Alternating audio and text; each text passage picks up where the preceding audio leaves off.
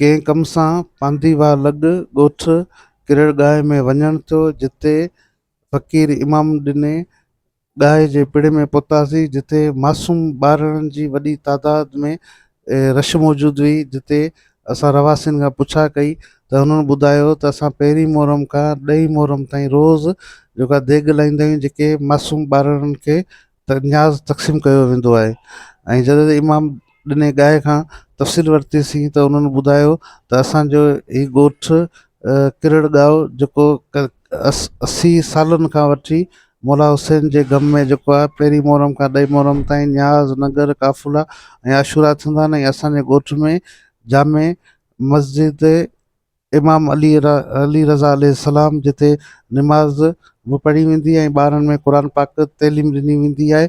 ऐं उन सां गॾु आशिक़ाने हुसैन पिड़ ऐं जितां जेको आशूरो पढ़ियो वेंदो आहे। ऐं उते 7 मुहर्रम ऐं 8 राति जेको आहे जुलो पुण बरामद थींदो आहे, जेको मुख़्तलिफ़ ॻोठनि मां थींदे वरी अची नेर आशिक़ाने हुसैन पिड़ में कयो वेंदो आहे। ऐं 9 जी राति जेको आहे फ़क़ीर इमाम ॾिने गांइ जे पिड़ तां सेज ऐं ज़ुलझना बरामद करे सॼे मुख़्तलिफ़ ॻोठनि ते वञी नुआखानी कई वेंदी आहे। ऐं गमे हुसैन अलैहिस्सलाम इमाम हुसैन अलैहिस्सलाम जो मातम कयो वेंदो आहे।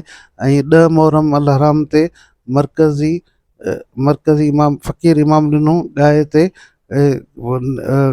जी काफ़िलो पहुचो आहे त अज़ादारी कई वेंदी आहे। ऐं शाम जो 5 बजे ऐं उते नेर कई वेंदी आहे।